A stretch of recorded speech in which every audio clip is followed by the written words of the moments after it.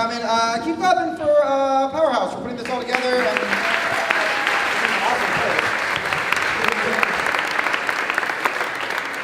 it was very sad. Join Glenn Greenwald for a signing at Walmart.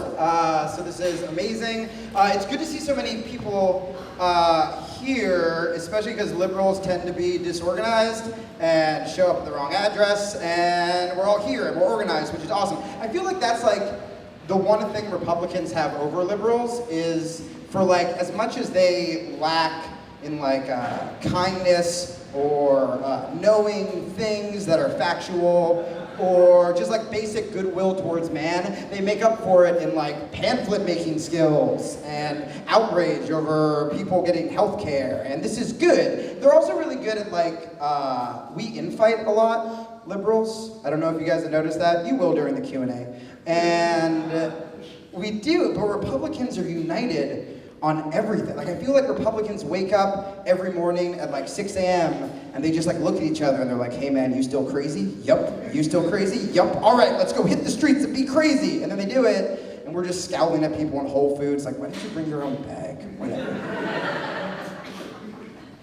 As you guys know, we're here to celebrate, I think, the most intellectually honest writer of our time, Jonathan Alter. And, sorry, this is the one crowd where I can do a Jonathan Alter joke. You have no idea. I wrote it down, and it's just like, I'm retiring after this.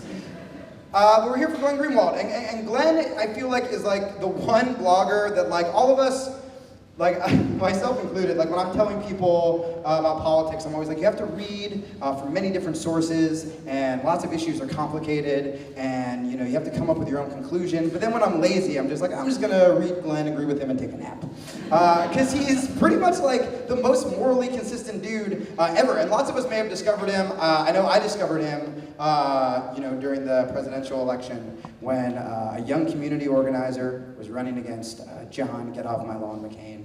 And you know, a lot of us probably read Glenn, who was critical of Barack Obama, and was like, hey, lawyer guy, shut the fuck up. You're gonna ruin everything, and John McCain's gonna become president. And then 4 years later, after drone strikes, more wars, and the assassination of American citizens, we were like, I'm sorry, I'll buy your book when it comes out paperback. And maybe you had to apologize to family members for calling them immature and saying they don't understand how real politics works, and that's why they do comedy, and they're not an actual pundit. Well, look who's right now, Dad! Sorry, that's for me.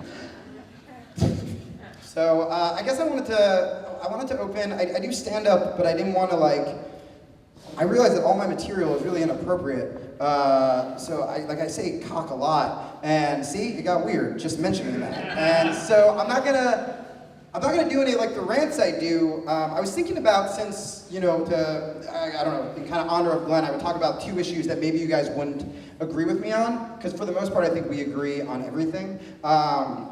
Just judging by how many beards are here. And so 2 of the issues I've been kind of like, I don't know, maybe now that I'm getting older I've become more right-wing on, is like, I sort of support Walmart. Like, here's the thing. Walmart, I used to tell people to boycott Walmart.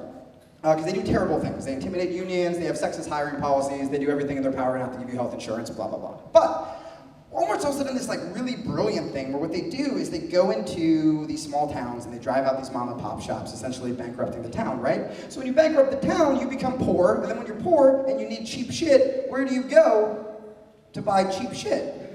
You go to Walmart, right? So I would be an asshole to tell you to boycott Walmart, because if you need cheap shit and Walmart sells cheap shit, I think you should be able to go to Walmart. So I don't think that all of us should start boycotting Walmart. What I think we should do is all of us together should start stealing from Walmart. Because fuck them, seriously. Who's gonna stop you? When they get to bankrupt our towns, I say we get to bankrupt them. No one there is gonna stop you. Who's gonna stop you? Really? The greeter? No. Fucking that guy hasn't been in a fight since his wagon was overturned by robber barons in 1890 something or other, and no one else has health insurance, so they're afraid to throw a punch. It's the perfect plan. Did that guy get sad at the fictional guy with the fake broken hand? Liberals. Okay. I have a fictional friend who has a broken hand, and I'm offended. The other thing I was kind of torn on was Bin Laden. And I know this is like the worst crowd to talk about it. Like Glenn's written about sort of like America's bloodlust for, you know, televised murder and kind of the war on terror. And I don't know if it's, I agree with him, but I don't know if it's just like I watched too much 24 growing up or like what it was, but there was definitely part of me when we assassinated bin Laden that I was like, yeah. Like I just turned into that weird like patriotic, yeah, we fucking got him. Like we did it. Like I was like proud to be an American, right? Because when America says we're gonna do something, we're gonna do it 10 years later. But whatever. It doesn't matter, because we killed him. We also killed 4,000 American troops and 100,000 Iraqis that are standing in the world. But that doesn't matter, because we killed Osama bin Laden. When America says we're going to find someone, we're going to find you. Maybe we're not going to find you where we say we're going to find you. Maybe we're not going to find you in Iraq or Afghanistan, the countries we're bludgeoning to death. Maybe we'll even find you in a country we were giving billions of dollars to while New Orleans was drowning or Wall Street was gang fucking us for food stamps. But that doesn't matter, because we found you, bin Laden, no matter how many lives were lost, no matter how much money was spent, no matter how much destruction was wrought, America proved once and for all that we have the power to shoot a senior citizen in the face before he dies of old age or boredom. USA! USA! Now I know if there's a Fox News person, the clip they will pull. This is Glenn Greenwald's tiny, weird, awkward brother. So here's how it's going to work tonight. For you guys who don't know, I'm going to bring Glenn out. Glenn's going to speak about his book. He's going to talk. It's going to be great. Then I'm going to sit down with Glenn. I'm going to ask him a couple questions. Then we are going to go for audience Q&A, and then Glenn will be, he's going to stick around for a little while until we have to close and get these employees out of here. So he's going to sign books, and you guys should buy the books. I know a lot of you already did. My name is Jamie Kilstein. I host a free political podcast. It's called Citizen Radio, and you guys check it out. Oh, thanks. And it's free because progressives are bad at business, and but I think you guys will like it. We've had guests like Glenn and Chomsky and Bad Religion and all that stuff, and so that's good. And then I'll be hanging around afterwards, and I have little flyers for that and a show I'm doing next week. And I think the last thing I want to do before I bring Glenn up is, because I felt bad that I couldn't do like any of my actual stand-up, I wrote a little thing today about journalists because I was so inspired. And it's pretty short, and then I'll bring Glenn out, and I think that's it. Yeah, so this is, God, there was one line that is going to get me booed. If you guys didn't laugh at the pretend Walmart guy, I might just X that out. It'll be fine. Okay, here we go. So this is called Ode to Journalists. As bomb drops, the rich get richer and the poor bail them out, I ask myself, if only I knew what the White House soup of the day was. That would fix everything, Chuck Todd, wouldn't it? Chicken noodle? Thanks a lot, MSNBC. Hope your source on that doesn't get subpoenaed or assassinated for being so dangerous. Chuck Todd's reporting is so worthless, I watch NBC just to see the day his ridiculous goatee tries to commit suicide.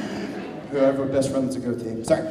Best-selling author Thomas Friedman, the only journalist who would report on global warming by going outside and seeing if it's hot, then report on transportation unions by riding in a choo-choo. If Cy Hirsch had 3 wishes granted to him, all 3 would be to punch Thomas Friedman in the face.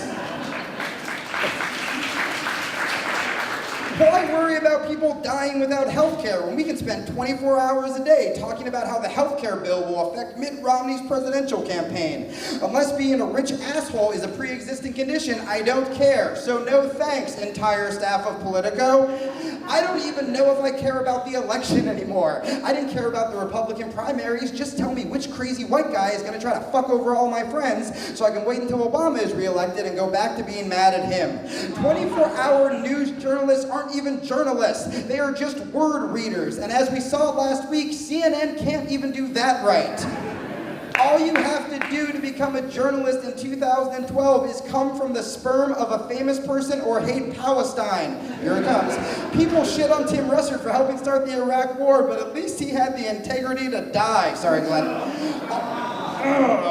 Although after giving us Luke Russert, I don't know if he can ever be forgiven.